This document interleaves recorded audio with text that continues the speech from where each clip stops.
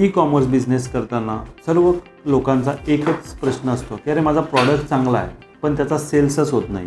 मग असं का होतं? ही लोकांची किंवा त्यांची एकच चूक असते की ज्यामुळे त्यांचा प्रॉडक्ट हा मार्केटमधून इनविजिबल होतो. अनेक लोक जेव्हा ई कॉमर्स बिझनेस करायचं ठरवतात तेव्हा ते प्रॉडक्ट डिसाईड करतात, पण त्याचबरोबर ते प्लॅटफॉर्म डिसाईड करतात का किंवा प्लॅटफॉर्मबद्दल रिसर्च करतात का?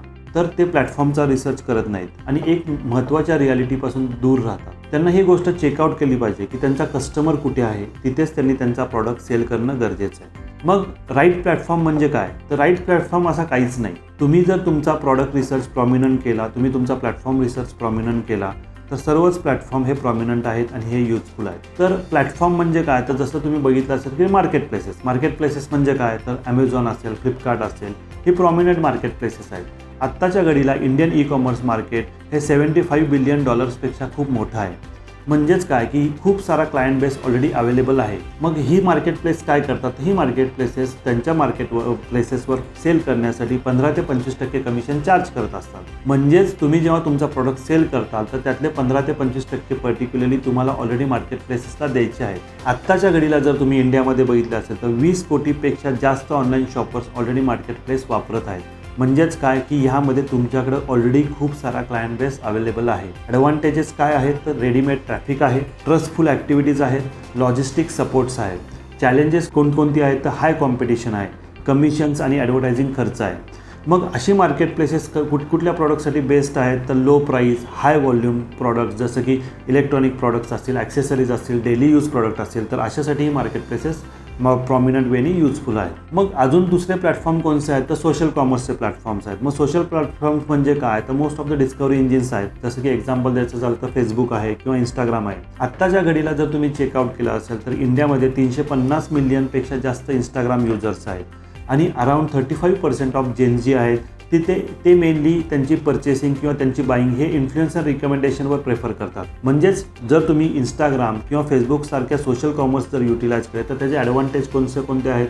तर त्याचा डायरेक्ट ऑडियन्स कनेक्ट आहे, त्यामध्ये त्याची ब्रँड स्टोरी टेलिंग पॅटर्न्स आहेत आणि रीच खूप जास्त व्हायरल आहे. त्यामुळे असे प्लॅटफॉर्म्स असतात हे तुम्हाला डायरेक्टली कस्टमरला कनेक्ट झाल्यामुळे जास्तीत जास्त प्रॉफिट जनरेट करून देतात. मग हे प्रॉडक्ट मेनली कशासाठी युजफुल आहेत? तर मोस्ट ऑफ द हे प्लॅटफॉर्म्स आपल्याला fashion, lifestyle, handmade products, beauty products यासाठी खूप जास्त युजफुल आहेत. मग तिसऱ्या टाईपचा प्लॅटफॉर्म काय? तर म्हणजे स्वतःची वेबसाईट. मोस्ट ऑफ द लोकांचा फोकस हा स्वतःच्या वेबसाईटकडे असतो की हा मी माझी स्वतःचा एक ई कॉमर्स ब्रँड जनरेट करतो आणि मी पर्टिक्युलर एक ई कॉमर्स वेबसाईट करतो आणि त्यावर मी माझे प्रॉडक्ट वर्कआउट करतो. आणि ते बरोबर पण आहे.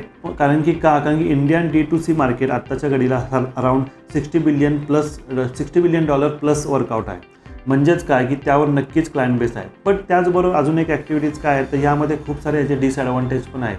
यामध्ये प्रॉमिनंट चॅलेंजेस कोणते आहेत? तर ट्रॅफिक आणण्यासाठी तुम्हाला ॲडव्हर्टायझिंग आणि मार्केटिंग कॉस्ट खूप जास्त आहे. मग त्याचबरोबर त्याचे ॲडव्हान्टेज कुठले आहेत? तर तुमचा फुल कंट्रोल आहे स्वतःच्या प्राइसिंगवर, कस्टमर डेटाबेस तुमच्याकडे ऑलरेडी बिल्टअप आहे आणि तुमच्याकडे हायर लॉंग टर्म मार्जिन्स पण आहे. पण जेव्हा तुम्ही लक्षात करता, जेव्हा तुम्ही स्वतःची ओन वेबसाईट करता त्यामध्ये त्याच्याबरोबर तुमच्याकडे खूप साऱ्या रिस्पॉन्सिबिलिटीज पण आहेत. लॉजिस्टिक सपोर्ट तुम्हाला स्वतःला हँडल करायला लागणार.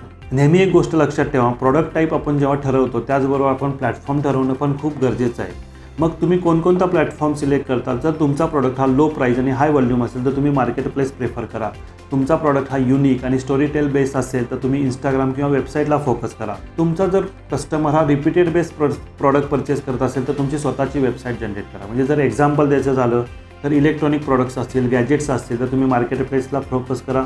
हँडमेड प्रॉडक्ट्स असतील, हँडमेड ज्वेलरी असेल तर तुम्ही इंस्टाग्रामला फोकस करा. ऑर्गॅनिक स्किन केअर असतील तर तुम्ही वेबसाईटवर इन्फ्लुएन्सर मार्केटिंग फोकस करा. एक गोष्ट लक्षात ठेवा की तुमचा प्लॅटफॉर्म हा डिपेंडिंग कशावर आहे? तर तुम्ही तुमचं कस्टमर बिहेवियर आणि तुमचा प्रॉडक्ट कुठला आहे. तुमच्या प्रॉडक्ट आणि कस्टमर बिहेवियरच्या बेसवर जर तुम्ही तुमचा प्लॅटफॉर्म वर्कआउट केला तर डेफिनेटली तुमचा प्रॉडक्ट हा सक्सेसफुलच होईल. मग जेव्हा तुम्ही कुठलाही प्लॅटफॉर्म सिलेक्ट करता किंवा मार्केट प्लेस सिलेक्ट करता तर त्यामध्ये जर तुम्ही चेकआउट केला असेल तर सपोज तुमच्या प्रॉडक्टची कॉस्टिंग ही ₹1000 असेल तर त्यामध्ये मार्केट प्लेस 20 ते 25% चार्ज करतं कमिशन्स. म्हणजे सपोज ₹1000 मागे ₹200 तुमचं कमिशन्स गेलं, ॲडव्हर्टायझिंग कॉस्ट अराउंड ₹100 गेली आणि तुमचं लॉजिस्टिक कॉस्टिंग ही 5% म्हणजे ₹50 गेली. म्हणजेच काय? तर ऑलरेडी ₹1000च्या प्रॉडक्टमागे ₹350 तुमचा ऑलरेडी खर्च आहे. मग त्यामध्ये तुमचं मार्जिन किती आहे? तर तुम्ही तुमचा प्रॉडक्ट सेल करताना तुमचं मार्जिन प्लॅनिंग केलं आहे का? जर तुम्ही तुमचं मार्जिन प्लॅनिंग केलं नसेल तर तुमची ग्रोथ ही त्या मार्केटमध्ये टिकणार नाही. त्यामुळे एक गोष्ट नेहमी लक्षात ठेवा की कुठलाही मार्केट प्लेस, कुठलाही प्लॅटफॉर्म सिलेक्ट करताना सगळ्यात पहिल्यांदा तुम्ही तुमचं मार्जिन प्लॅनिंग करणं गरजेचं आहे. तर तुम्ही त्या प्लॅटफॉर्मला सिलेक्ट केल्यानंतर त्यामध्ये टिकून राहतात.